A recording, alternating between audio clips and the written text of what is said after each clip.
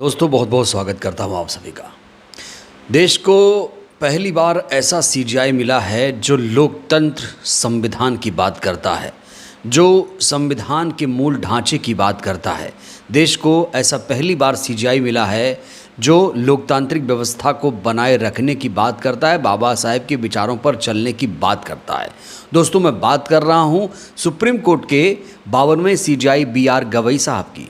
B R. Gavai साहब न सिर्फ अपने फैसलों से देश की जनता को चौंका रहे हैं, बल्कि जो कुछ टिप्पणियां कर रहे हैं उससे भी नागरिक काफ़ी ज़्यादा जागरूक हो रहे हैं।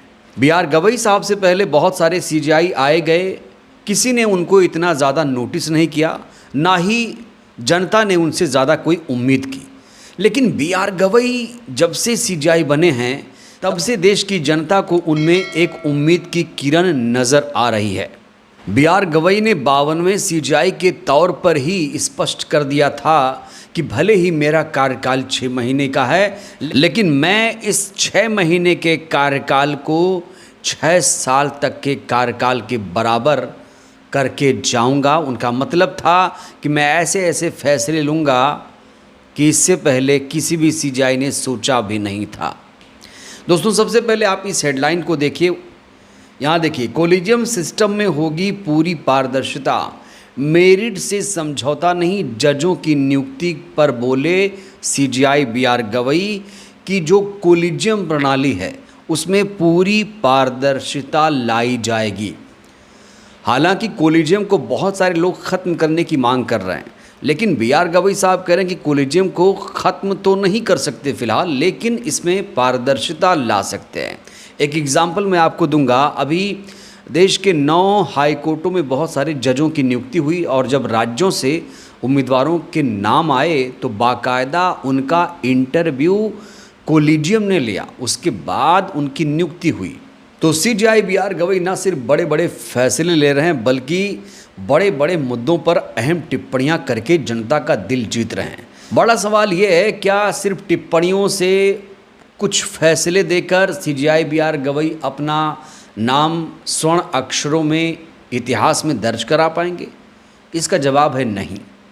लेकिन बी.आर. गवई का नाम अमर तब होगा, बी.आर. गवई का नाम स्वर्ण अक्षरों में तब लिखा जाएगा जब वो 4 बड़े मुद्दों पर अपना ऐतिहासिक फैसला सुनाएंगे। दोस्तों पहला जो मुद्दा है, जो पूरा देश उनसे उम्मीद कर रहा है, वो ये कि जो गया में आंदोलन चल रहा है, आप सभी को पता है कि बोध गया में एक आंदोलन चल रहा है, बीटी एक्ट, बोध गया टेम्पल एक्ट 1949, इसे ख़त्म करने को लेकर लगातार आंदोलन चल रहा है। हालांकि ये मामला अभी सुप्रीम कोर्ट में गया था, लेकिन किसी दूसरे बेंच में गया, उसके बाद इस बेंच ने इसे पटना हाई कोर्ट में ट्रांसफ़र कर दिया। मामले को पूरी तरीके से सुना नहीं गया। तो जो लोग बोध गया आंदोलन से जुड़े हुए हैं वो लगातार सीजीआई बी.आर. गवई से गुहार लगा रहे हैं कि गवई साहब आप तो पहले बौद्ध सीजीआई हैं, आप तो बाबा साहेब के विचारों पर चलने की बात करते हैं, संविधान की बात करते हैं, तो फिर बीटी एक्ट 1949 जो कि असंवैधानिक बताया जा रहा है, चूँकि ये संविधान लागू होने से बहुत पहले ये कानून बिहार सरकार ने बनाया था, इसलिए कहा जा रहा है कि बी.आर. गवई स्वतः संज्ञान लेकर बीटी एक्ट को ख़त्म कर दें। दोस्तों आपको बता दें कि सुप्रीम कोर्ट के पास एक बहुत बड़ी पावर होती है स्वतः संज्ञान, सो मोटो एक्शन लिया जाता है किसी भी मामले पर।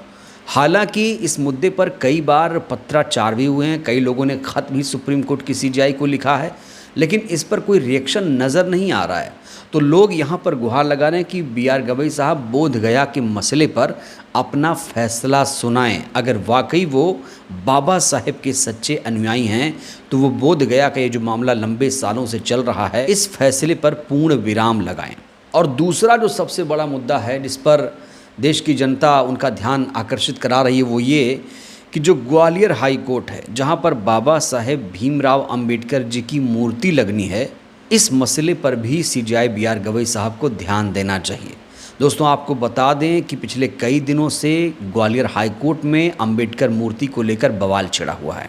हालांकि पिछले दिनों जो मध्य प्रदेश के सीएम मोहन यादव थे, उन्होंने बयान दिया कि कमेटी इस पर काम कर रही है, जो रिपोर्ट देगी हमें मंजूर होगा। तो कमेटी की रिपोर्ट कब आएगी, कब मूर्ति लगेगी, इसको लेकर जो बहुजन समाज है काफ़ी ज़्यादा बेसब्र हो रहा है।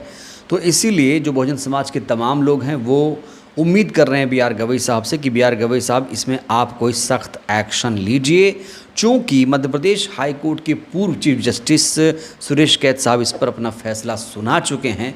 लिहाजा अब CJI बी आर गवई साहब को इस पर संज्ञान लेना चाहिए।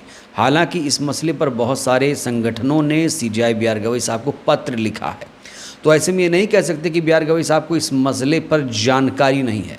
उनको बोधगया मसले पर भी जानकारी होगी, ग्वालियर हाई कोर्ट में जो बाबा साहब की मूर्ति लगनी है उस मसले पर भी जानकारी होगी। इस मसले पर भी जानकारी होगी कि जयपुर हाई कोर्ट में मनु की मूर्ति लगी है।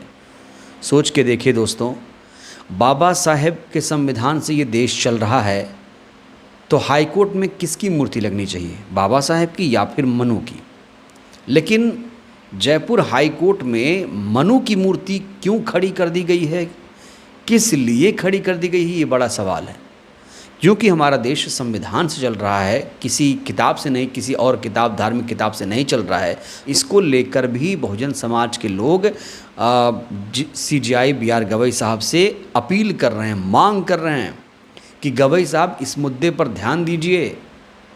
ये बहुत अखरता है लोगों की आंखों में कि जहां बाबा साहब की मूर्ति होनी चाहिए वहां बाबा साहब की मूर्ति नहीं लग रही है। तो इसीलिए जो बहुजन समाज के तमाम लोग हैं वो चाहते हैं कि जो जयपुर हाई कोर्ट में मनु की मूर्ति स्थापित है उसे हटा दिया जाए, क्योंकि ये देश संविधान से चल रहा है, बाबा साहब के रचित संविधान से चल रहा है। मनु का उस संविधान में क्या योगदान है? ऐसे में जयपुर हाई कोर्ट में मनु की जो मूर्ति लगी है उसका कोई औचित्य नहीं है।